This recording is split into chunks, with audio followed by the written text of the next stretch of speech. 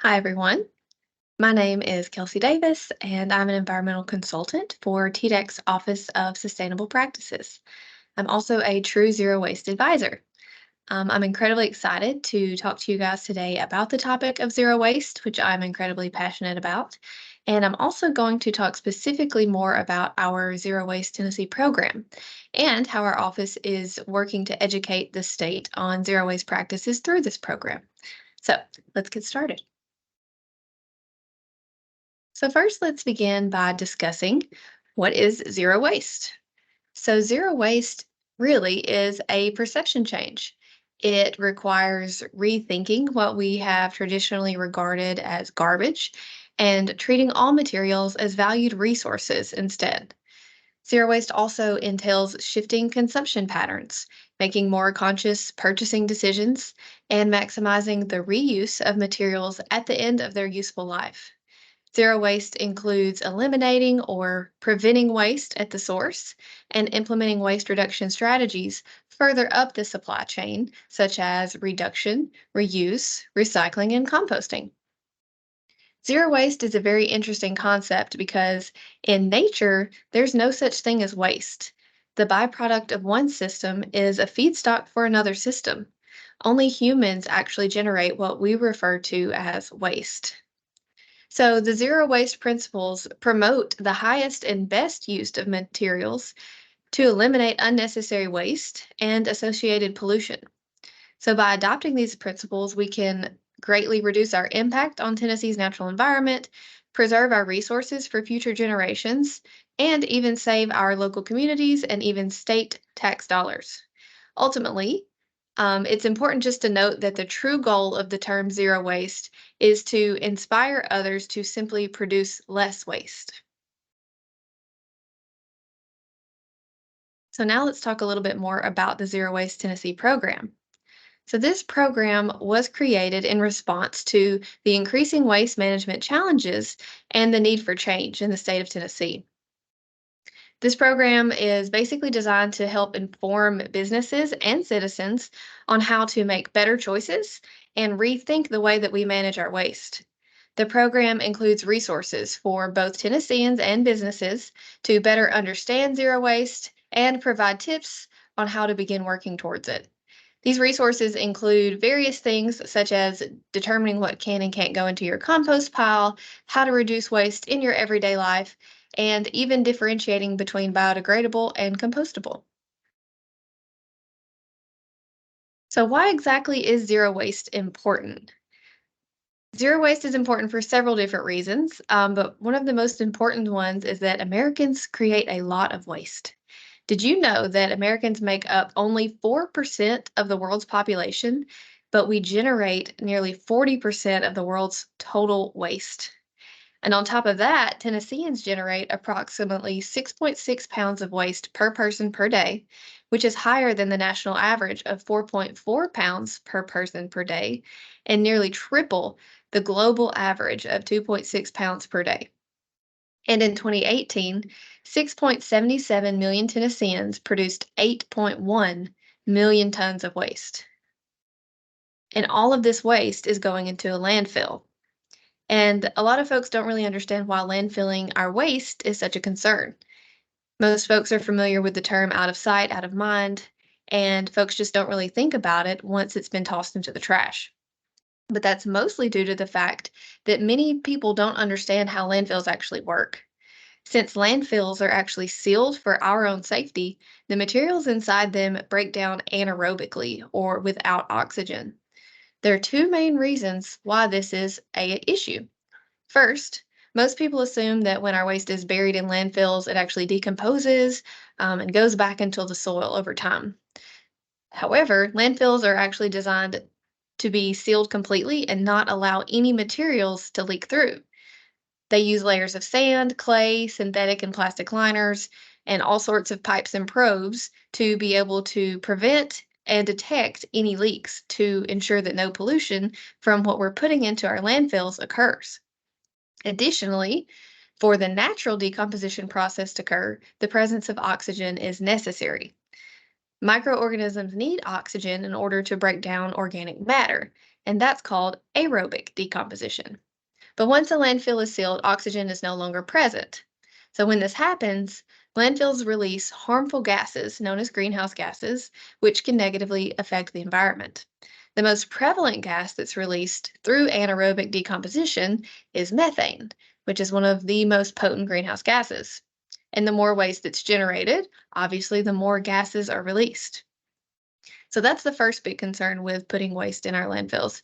The second one is that it's a huge loss of valuable nutrients from our ecosystem. All of this organic material is going into a landfill, and when these materials decompose anaerobically, we've missed a huge opportunity for those missed nutrients to be able to feed and nourish our soil.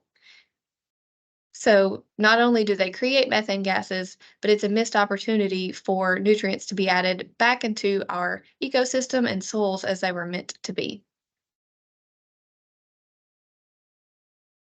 So this is a chart that I got from the EPA. It is an overview of methane emissions in 2019. And if you're not familiar, methane is a hydrocarbon that is a primary component of natural gas. Methane is also a greenhouse gas, so its presence in the atmosphere affects the Earth's temperature and our climate system. Methane is the second most abundant greenhouse gas after carbon dioxide and accounts for about 20% of global emissions. Methane is also more than 25 times as potent as carbon dioxide at trapping heat in the atmosphere. And over the last 2 centuries, methane concentrations in the atmosphere have more than doubled, largely due to these human related activities shown in this chart. Additionally, according to the EPA, China, the United States, Russia, India, Brazil, Indonesia, Nigeria, and Mexico are estimated to be responsible for nearly half of all methane emissions in the world. The largest sources of methane emissions from human activities in the United States are shown on this chart and are oil and gas systems, livestock, and landfills. As you can see, municipal solid waste landfills are the third largest source of human related methane emissions in the US and account for approximately 15% of these emissions from 2019. If you're not familiar, municipal solid waste means basically residential landfills, so trash that is coming from households like yours and mine. Additionally, the methane emissions from these landfills were approximately equivalent to the greenhouse gas emissions from more than 21.6 million passenger vehicles driven for 1 year, or the carbon emissions equivalent to 12 million homes' energy usage for 1 year. So that's a really big impact. In that last slide, I told you that 2018, 8.1 million tons of waste was produced in Tennessee. And here's some equivalents of what that waste impact looks like. So that's the equivalent of 2,524 tons of carbon dioxide reduced daily. It's also the equivalent of 284,010 gallons of gasoline consumed, 427 homes electricity for 1 year, or 536 passenger vehicles driven for 1 year. And that impact is all just in one day. Municipal solid waste landfills receive approximately 69% of the total waste generated in the United States and produce 94% of landfill emissions. That means out of all the various types of landfills that we have, most of the emissions are coming from the residential household items. All right, so what can we do about it? This is where our Zero Waste Tennessee program comes in. We have created a zero waste hierarchy that we think is super effective, and it also helps to implement the highest and best use of materials so that we can make sure we're walking through this hierarchy to help eliminate and prevent waste from happening in the first place. So you can see at the top of the chart, the first thing to do is to rethink. And that really means just to adjust your behavior as a consumer, make purchasing choices that limit your impact on the environment, and rethink the way that we manage waste. The second step is to reduce. We want to be mindful of unnecessary wasteful items in our lives and just learn to live without them or find better alternatives. The third one is to reuse. This one is all about giving possessions a second life through creative reuse, repurposing, repairing, or donation. The fourth step is to recycle. Hopefully, most of you are familiar with this one. This is using existing products to create new ones and reducing the dependence on virgin materials. And last but not least is to re-earth, and that is to compost your organics to divert the single largest waste stream from landfills. So let's talk a little bit more about rethink. This one is the first and also most important step towards zero waste because it is all about preventing the waste from happening in the first place. The key notion consists of purchasing only what is truly needed, prioritizing local products or items that are made with no or minimal packaging, being sure to prioritize items that are durable, that have a longer, life, items that contain recycled content or can be recycled. And as a consumer, every single purchase that we make is an opportunity to support zero waste. So be sure to consider those items in your purchasing decisions. A few examples that I like to use in my everyday life are purchasing items in bulk to reduce packaging. Also, visit your local library or you can join a book sharing club. Avoid plastic drinking bottles by bringing your own refillable thermos or mug, whatever it may be. And then also stay digital as much as possible. Avoid printing if at all possible. Print on both sides if you can. And using digital apps or devices for note taking as well is a really good way to rethink your typical behaviors. The next one is to reduce. So this one is all about figuring out what items you may have in your life that are wasteful and finding a zero waste alternative or just, figuring out a new routine to just not use them at all. A few examples that I have for reducing waste are to opt out of receiving receipts or choose a digital copy whenever possible. You can eliminate the need for to-go and convenience store food packaging by packing your own reusable containers and travel utensils. I like to keep a set of travel utensils in my purse and my car for convenience, and that way I don't have to use the single-use disposable ones.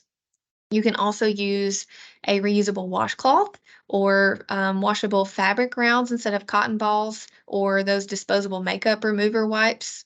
You can bring your own tote bags to avoid disposable grocery and shopping bags as well. And those are just a few ideas. I'm hoping folks will share their own ideas at the end of today's webinar. All right, so reuse, I feel like this is one most of us are probably really familiar with. And this is really just all about modifying an existing item and finding a way to reuse it, maybe in a new way to extend its life. And a few examples of things that are very frequently reused and that have a good source for you to be able to reuse them through either local nonprofits, thrift stores, donation centers, things like that, are clothing and kitchen appliances, dishes and cookware, home decor, purses and bags, toys, tools, and books. Those are just a few items you can reuse. Okay, so next we have recycling. As most of you know, this is a very important step to the zero waste system, but it is also further down in the hierarchy because it is very important to rethink, reduce, and reuse before we get to recycle. But you can recycle a ton of different items. There's the basics like aluminum drink cans, cardboard packaging, paper and paperboard packaging. Plastic has gotten a little bit more confusing these days. Mostly number ones and number twos are what's being recycled now, glass bottles. But you can also recycle miscellaneous things like light bulbs and batteries. You can find resources to where you can recycle some of these miscellaneous items on our website, on the Office of Sustainable Practices website, and we'll be sure to share that link. But there are a lot of local stores that offer miscellaneous recyclable take-backs as well. All right, and last but not least, re-earth. So this one is basically composting, and it's one of the most important steps in the zero waste hierarchy because it addresses 22% of waste that ends up in landfills unnecessarily, which is food waste. In addition, an estimated 40% of food that is produced in the U.S. ends up wasted. So not only can food waste be composted, but So can other carbon matter, such as yard debris, shredded paper, sold paper, and cardboard products that couldn't traditionally be recycled. So, re-earthing may be last, but it is an incredibly vital part of the zero waste hierarchy. I also have a few resources here linked on this slide. We have a resource for residential composting options. We actually have 6 service providers in the state of Tennessee. So, hopefully, one of them is near you. And then, if not, I also have linked our backyard composting brochure that can help you get started with hopefully your composting journey. As another part to the Zero Waste Tennessee program, we have developed several resources that we house on our website. These can be downloaded and used at your convenience. And we have several different ones that are geared sort of towards businesses and then also just, for residents. A few of them that I have listed here include how to conduct a waste audit. That one is incredibly helpful, and we've used it to help several other businesses kind of figure out what their main waste streams are and where they need to start. I also have, as an example here on this slide, our food waste reduction decision tree. This one is designed to kind of walk you through your food waste options and figure out, how much food waste you're producing, what sort of options are available to you. We also have a guide to create an organics collection program for your office. We used this guide to develop an organics collection program for our office, for the Office of Sustainable Practices. So we know it works. It's a pretty effective guide. We also have an organics collection guide, and that is a one-page flyer to kind of help folks determine what can and can't go into a compost bin. It's really handy to have in workspace offices or even at home just as a reminder. We have the compost service providers that I shared previously, deciphering product labels. Labels can be really confusing. Sometimes a lot of different businesses use different labels that mean something is compostable or biodegradable or whatever it may be. And so we have sort of a cheat sheet to help you figure out what the label actually means. We also have a biodegradable versus compostable resource because they are not the same. And then we have the composting at home brochure that I mentioned earlier. And all of these and a few additional resources can be found at the link here for our Zero Waste Tennessee page. So that's a lot of information to take in. Hopefully, you've absorbed some of it, and now you're wondering, where do I start? Where do I begin? What are my first steps in my zero waste journey? So the first thing that I recommend is, since today is Zero Waste Day, to participate in our Zero Waste Challenge. So TDEC is encouraging citizens to participate in the challenge by participating in our 5 waste reduction actions that we just reviewed. So rethink, reduce, reuse, recycle, and re-earth. You don't have to do all 5, but hopefully do at least one today. And you can share about it if you want to. You don't have to, just participating is great. But if you want to, you can also, post a picture on whatever social media platform you use. And if you want to, you can tag us and use our hashtags, Let's Go Zero Waste and Zero Waste Day Tennessee. And we will be sharing participants' successes and hopefully learn more about different ways that we can share with others to go zero waste. And if you do want to learn more about the program and about, more tips for zero waste and things like that, you can follow us on our social media pages. Our office has a Facebook, which is Tennessee Sustainability, and then an Instagram account as well, which is the State of Sustainability, which also has a podcast linked to it as well. But I do have a short little clip here that I wanted to share with all of you that is a highlight reel from our Zero Waste Challenge highlights from a couple years ago. So hopefully you can get some good tips from this video on how you can participate in Zero Waste Day today.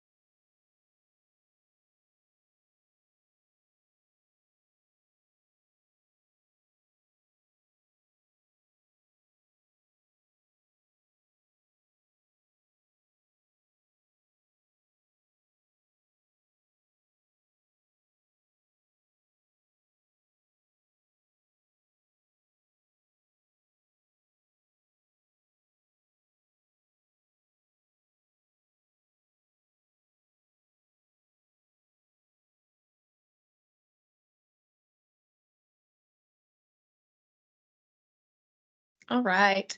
Hopefully you got some good tips out of that, and thank you for everyone who participated in our zero waste challenge. So next, I wanted to highlight some additional events that are happening today. This was the first webinar in a series of zero waste webinars for today. The next one will be hosted by the Tennessee Environmental Council. They will be talking about their recycling roundup events that they've been having, their statewide events that they have been hosting to help provide opportunities for residents to recycle hard to recycle items. They'll also be discussing additional facts about recycling, consumption habits, and personal habits that you can adopt to avoid creating waste. The next webinar will be from Zero Waste Nashville, and theirs will be a myth busting zero waste webinar. And theirs is sort of Halloween themed, so it's going to be a little bit fun. But theirs discusses recycling and composting myths, and they will be busting some of those common myths and make you a more confident recycler and composter. So hopefully you can sign up for both of those. The link to register is on our Zero Waste website as well. And we have two additional events happening today. So the Donaldson Branch Library is actually hosting an electronics recycling event, and it starts today and will be hosted through November 3rd during open hours. And the library will be accepting miscellaneous unwanted electronics to be professionally recycled by Assurion. And next, the studio NPL will be hosting Fix-It stations on the third floor of the Nashville Public Library main branch on October 27th, so today, from 10 to 12. So studio NPL staff will be on hand to offer guidance and advice. Repair work will not be provided, but the shared tools will be available. And if you have any questions or need more information, you can email this email that we will put in the chat. But those are two awesome events that encourage recycling and repair, which are both great zero waste steps.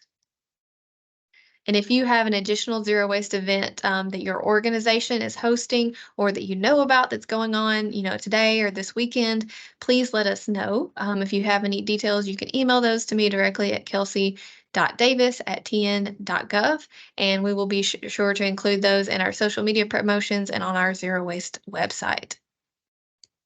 So thank you so much for registering today and for listening. I really hope that today's webinar was insightful and that you learned a few additional things about zero waste. And if this was the first, exposure you have to the zero waste concept, I hope that it inspires you to take your first steps towards living a zero waste life. Thank you, everyone.